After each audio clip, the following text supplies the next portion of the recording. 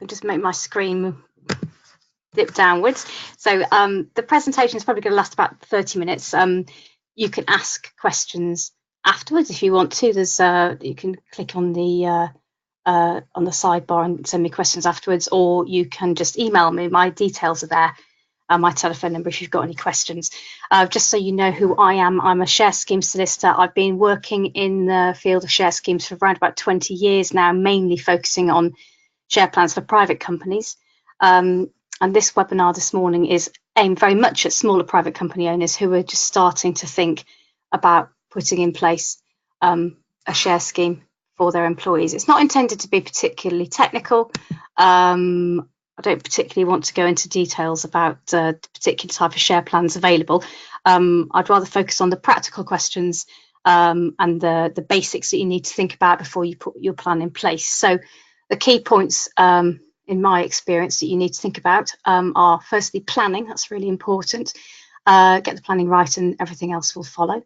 You need to think about how much you want to give away. Communication is absolutely fundamental. Making sure free means free. That's a question that quite often arises. Employees might want to make sure employees get free shares, and that is doable, but there are a few bits and bobs you need to be aware of before you crack on with that idea. And then finally, keeping the scheme watertight after you've put it in place, which is an awful lot about paperwork. So those are the topics I'm going to be covering during this presentation. So first of all, planning is key. I found this quote from Abraham Lincoln: "Give me 6 hours to chop down a tree and I will spend the first 4 sharpening the axe." Actually, I think that's quite a good summary of the time that we spend when we put in place a share plan for a company. Probably about 2/3 of the time is spent just planning the design, talking about how the scheme's going to work, and actually drafting the documents when everybody knows where they're going and what they're doing is actually not the time-consuming part. And that's important for a fairly obvious reason. So for the private company owner, if you're putting in place a share plan, effectively you're giving away part of your business. You might have spent 20 years building it up. You might have spent 10 years working 100-hour weeks and interrupting holidays and missing birthdays and Christmas and all the rest of it just to make your business a success. And so you're certainly not going to want to bang out a share agreement and give away shares to your employees without giving it a decent amount of thought beforehand. And in our experience, there are a few things you need to think about quite carefully before you actually get around to putting the plan in place. So first of all, you need to identify your objectives. The design of your plan and the type of plan you choose will depend very much on these. So you need to pin them down in order to design the plan properly. And you probably also need to take account of what might happen if you need to flex your approach in the future. If you get the wrong type of plan to start with, then you're probably not going to achieve what you want to do, and your employees probably aren't going to get the rewards that they might deserve. So in our experience, clients typically want to achieve one and sometimes more of the following, not in any particular order, but the top one is often the most popular. Clients often want to sell their company to a third-party buyer in the next 3-5 years or so, and to allow employees to participate in the proceeds of the sale. Sometimes they want to give long-serving or key employees shares or extra shares in the company as a reward for their past service. They might want to promise a key new hire an equity stake in the business, particularly important for private companies where there might not be quite so much spare cash kicking around to pay massive salaries, and an equity stake will be a good alternative. Some employers want to give all of their employees a meaningful stake in the company to make them really feel like owners, a kind of soft John Lewis approach. Sometimes they're looking to test employees' commitment to the business, and they might require them to make an investment for their shares, whether at full market value or perhaps at some kind of discount. But that's sometimes a way of testing how keen employees are actually to stay around in the company and drive it towards a sale or an exit or something similar. They might want employees to acquire shares, but only if they achieve performance targets. And sometimes they just want to do what their competitors are doing. So there might be a range of objectives, and those will all help you put in place the kind of plan you want. Also, typically, whatever the objective, the private company owner will also have a very keen eye for tax efficiency. And there are share plans out there that can help with that as well. So Those are the first things you need to think about, but there are also some questions that you really need to be able to answer before you or your lawyer actually puts pen to paper. It's quite a good idea to produce a blueprint for the design of the share plan. That's not just important in terms of getting the design right in the first place, but also to make sure in the future you've got a good record of what you intended the employee share plan to do in the first place. All too often, the original intentions behind the plan can be lost in the mists of time, especially if the person who was in charge of setting it up has moved on from the business. Sometimes the details can go with them. So these are the questions you should always know the answers to before you go ahead with your plan. Firstly, why am I doing this? Going back to those objectives, do you want to drive the company towards a sale? In which case, maybe an option exercisable only on a sale might be appropriate for you. Do you want to provide a sense of ownership for employees? In which case, direct share acquisition or some kind of trust arrangement might be more appropriate. Maybe you're thinking about succession planning in the business and passing on ownership to the next level of management. You need to think about who's going to join the plan. Is it going to be for all employees in the business, or is it just going to be key staff? And if it's key staff, what's your basis of selection? What shares should you use? Of course, if you use existing ordinary shares, they will usually provide dividends and votes. That's not always popular for private company owners. You can create a different class of shares, often even under the tax advantage share schemes available, which would carry different rights. So, for example, you could create shares that just pay dividends, but don't carry any voting rights. That's important for private companies looking at control of the business, and I'll look at that a little later on in just a minute. You need to think about when employees are going to get shares. Do you want them to get them immediately? Are they going to be time-based? So you have vesting conditions with options exercisable over a time period, subject to performance conditions, in which case, what are those performance conditions going to be? Or maybe just, as noted before, just when the company is sold, an exit-only option. How much will the shares cost? What are the employees going to pay for their shares? Again, we'll look a little bit later on at what a free share actually means. Generally speaking, if you give a free share to an employee, there may well be a tax consequence if there's value in the share. But again, there are ways around that. Very importantly, how many shares should employees get? That's a question of losing control or potential loss of control or dilution of value in the company. Again, I'm going to talk about that in a bit more detail in a minute. And what if employees leave? You need to think about whether they're going to be able to retain their shares after they've left or retain their options after they're left. Generally speaking, we advise not. An employee share plan is usually intended for employees rather than ex-employees. And from a purely practical basis, most private companies don't really want ex-employees holding on to shares in their company after they've ceased employment. Apart from everything else, it can be impractical to get hold of those levers if you're in a sales situation to work out what they want to do with their shares. A couple of other things. So, for example, do you need to make any changes to your constitutional documents? So, for example, to ensure sale provisions for people who leave, create a new class of shares if required. Maybe there are consents required under your articles or from shareholders before you can put in place any kind of share scheme at all. So all of those questions need to be answered before you decide what share plan you're going to put in place. And once you've got them answered, you're going to have a really good basis for the share plan and how it's going to work. So the next question is how much? Now, this isn't just a question of value, it's a question of control. It's perfectly normal for private company owners to want their employees to share in share options or a share scheme, but they don't necessarily want to lose control of their business when they do so. But of course, in almost every circumstance, if you're using a share plan, you'll probably be giving away some share of ownership. And usually that's done not by transferring shares from an existing owner to an employee, although that's one approach, but it's usually done by creating new shares in addition to the existing shares. And this does result in dilution. It's probably the most vexed question for company owners, especially because when they start talking about a share scheme, they'll almost always start talking initially about a rough percentage of shares to give away, which is a really good starting point, but it's not always that helpful when it comes to the detail. So if you'll forgive me, I'm just going to run through a few diagrams explaining how dilution works and how the issue of new shares can result in owners being diluted. So we start off with company, Mugatu. There's 1,000 shares in issue. Each of the 4 founders hold 250 shares each, so they each have 25% of the issued share capital. They decide to grant Zane options over 100 shares. Option is not share, it's just a promise to buy a share. At this stage, nothing about the ownership of the company has changed. There's still 1,000 shares in issue, and each of the founders still have 25% of the share capital. Then Zane exercises option. He acquires new shares. They are issued to him. So there now are 1,100 shares in issue.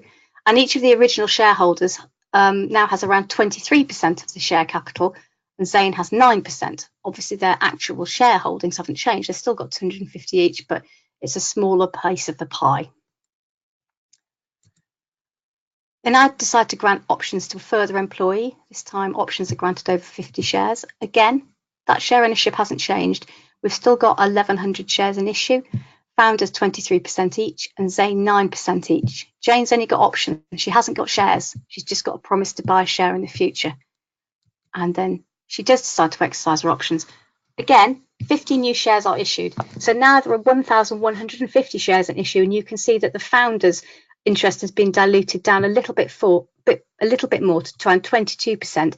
Zane's interest has also been diluted, and Jane has 4.3% of the issued share capital. So you can see that as additional options are exercised and more shares are issued, the dilution effect results in the percentage of the entire share capital changing, although the numbers of the shares actually held don't change. Equally, if employees leave and their options or their shares drop out of the equation, that will have an opposite impact, and the percentage holdings will change in favour of the existing shareholders.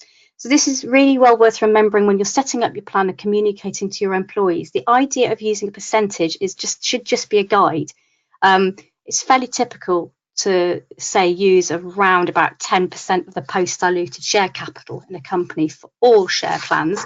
But if you're going to be promising a new hire that he's going to get options or shares in the company, it's a really good idea to not offer a fixed specific percentage, as that might change over time.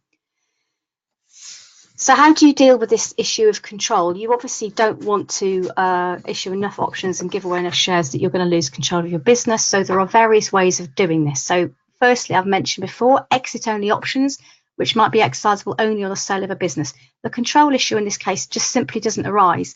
Employees will have options, but they won't become shareholders until immediately before the point of sale, at which point they'll sell their shares alongside the other shareholders. There's no question of any dilution happening, apart from dilution of value at the point the company is sold.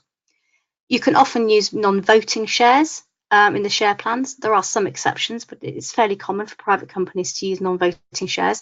So in that case, even if employees acquire shares before an exit, there's no control lost, although there will be dilution of value.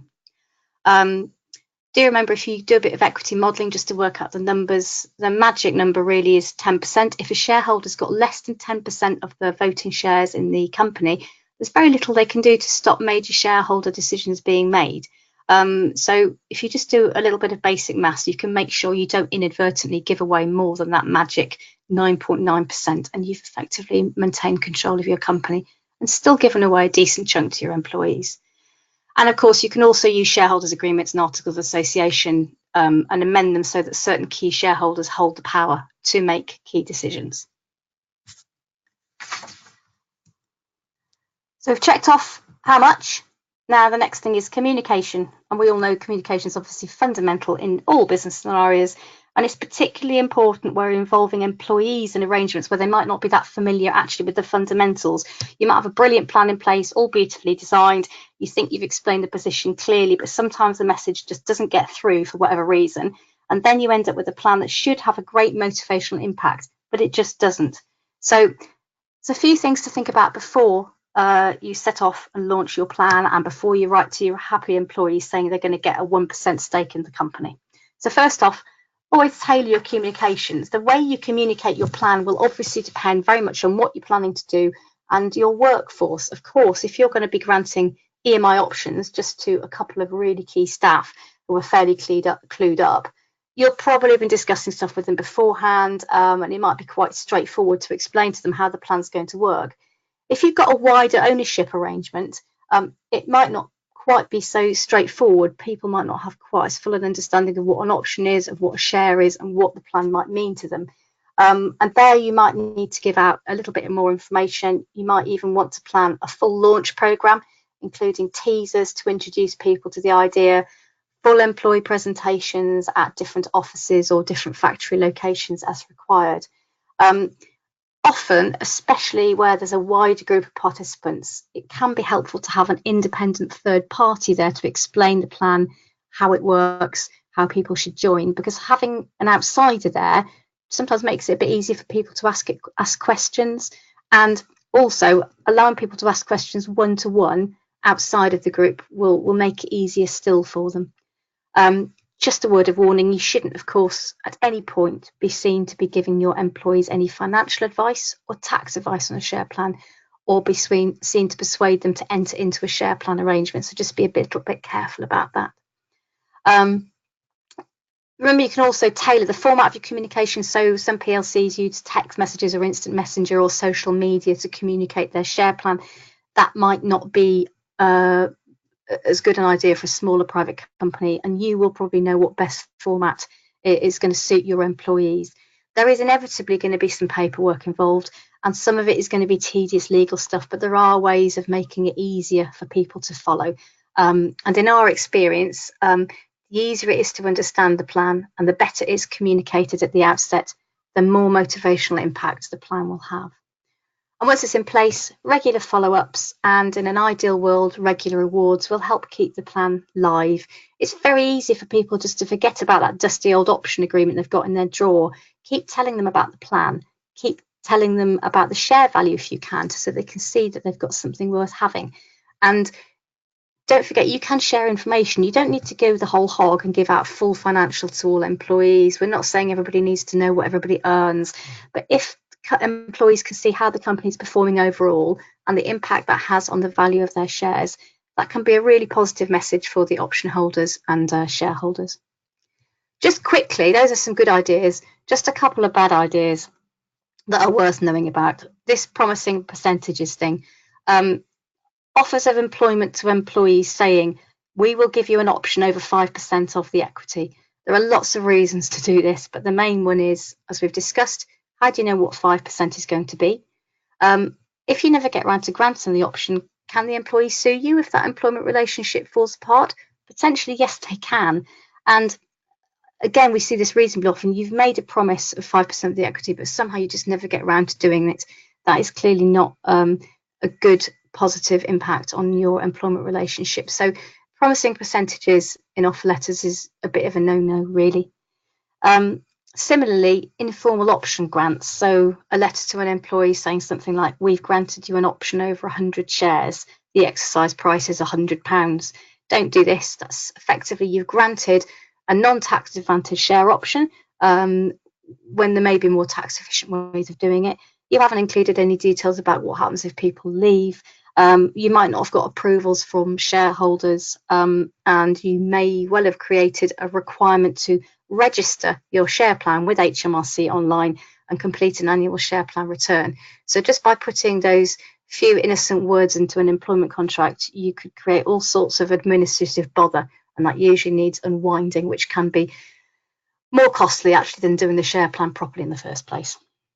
So just as a summary, at the outset, keep it vague. Don't make massive promises to people. Don't say you're going to grant an option or award a share until you've done all that planning stuff at the outset and you know exactly what you're going to do.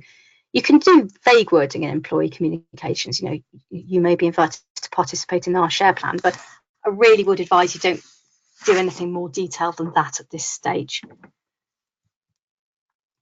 So communication is really important. I just wanted to talk quickly about making sure that free means free.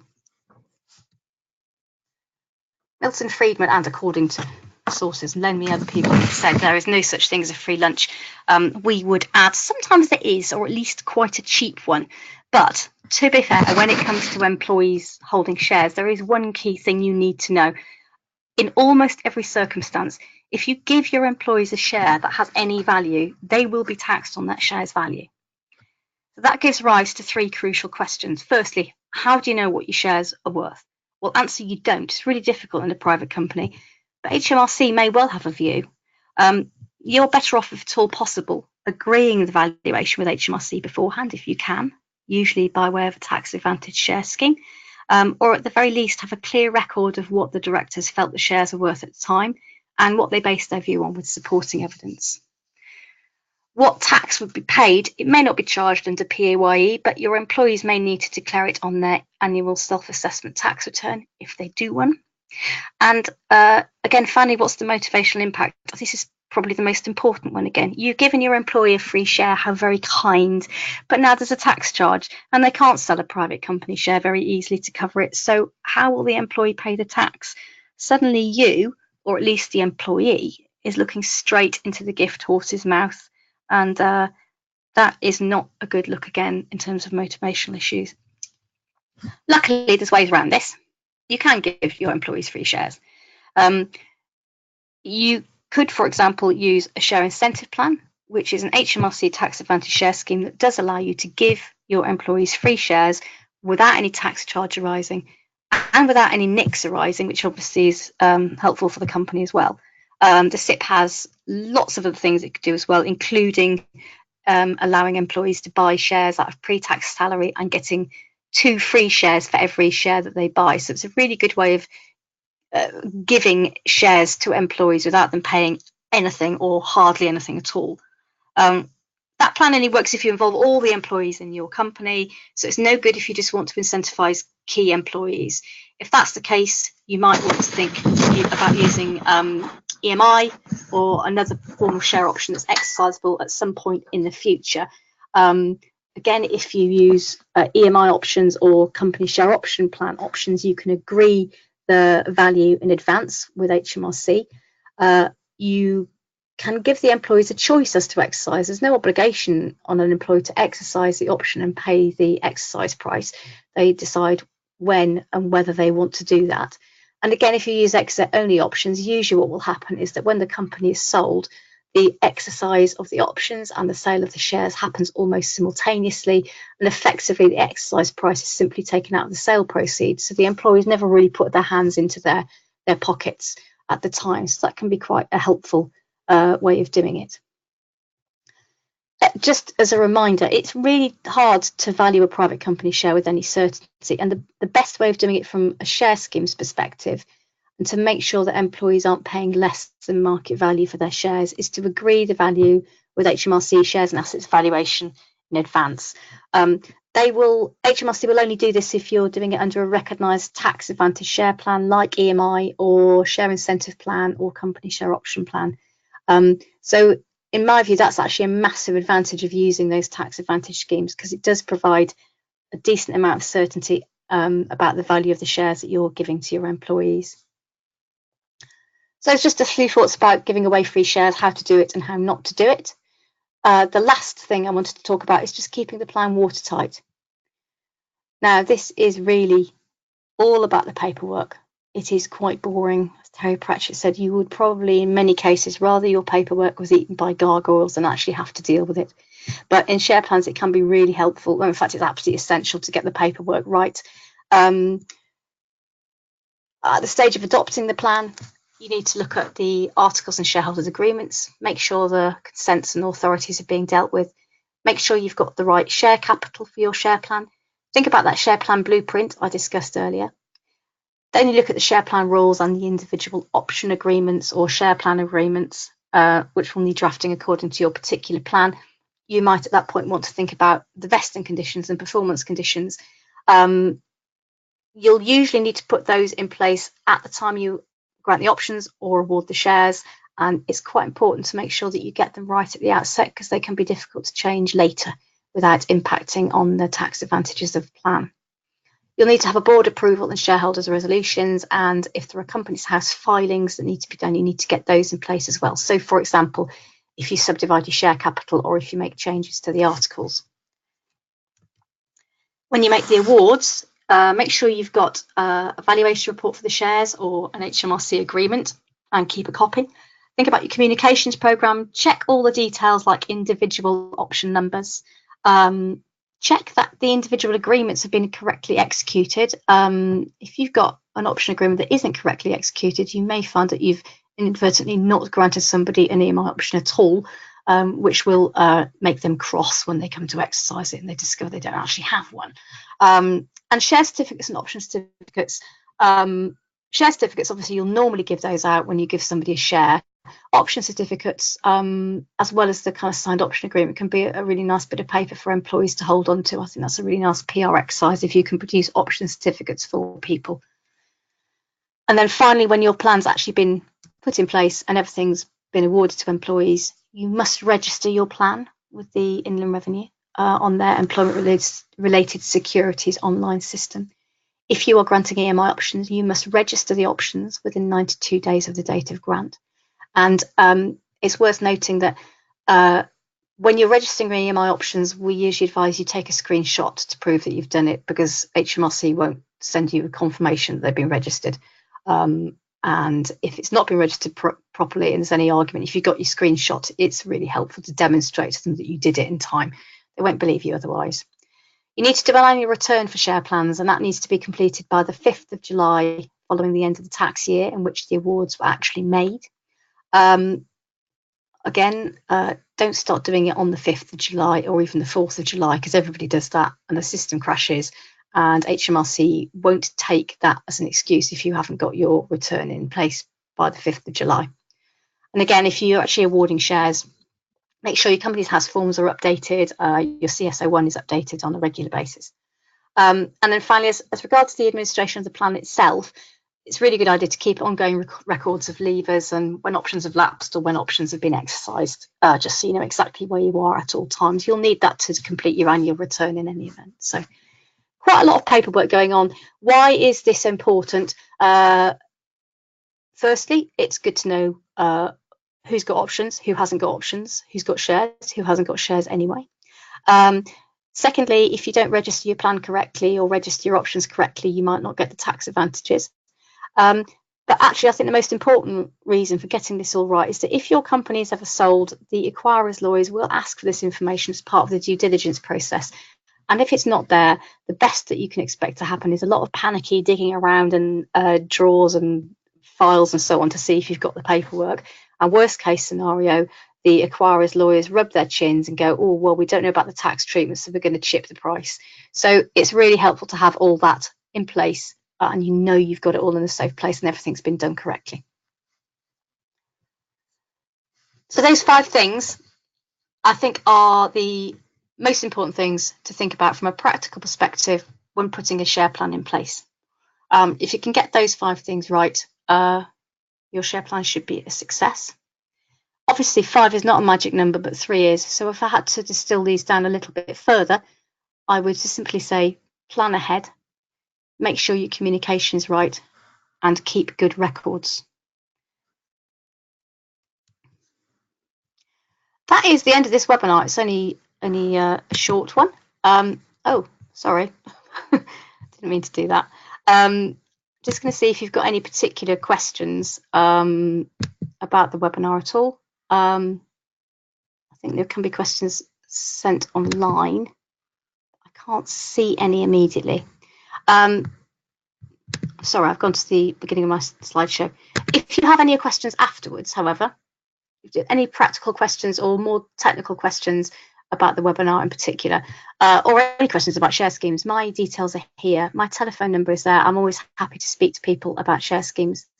But for the time being, I think that is the end of the webinar. I'd like to thank you all for listening. I believe a survey will be sent round to you asking what you thought about it. So I'd be really grateful for any feedback so I can make future webinars as interesting and relevant as possible to you.